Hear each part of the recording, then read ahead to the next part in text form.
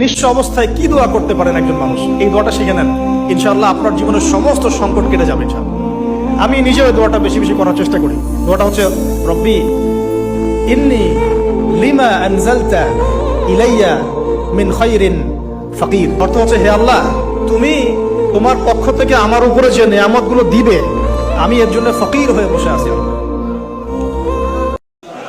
আর একটা দোয়া শেখায় দেই, ইনশাআল্লাহ এই দোয়া করলে রিজিক তো বাড়বেই ইনশাআল্লাহ, আপনার যত ঋণ আছে ইনশাআল্লাহ আল্লাহ পাক শোধ করে দিবেন। বিশ্বাস করলেন না? এই দোয়া শিখাই দিচ্ছি, এজন্য আমাকে হাদিয়া দেওয়া দরকার, স্পেশালি আমাকে এখন হাদিয়া দেওয়া দরকার। এটা গুরুত্বপূর্ণ দোয়া শিখাই দিচ্ছি। আলী রাদিয়াল্লাহু আনহু বলেছেন, কোন ব্যক্তির যদি পাহাড়ের সমানও ঋণ থাকে, এই দোয়া যদি আমল করে, আল্লাহ পাক ওই ঋণও শোধ করে দিবেন ইনশাআল্লাহ।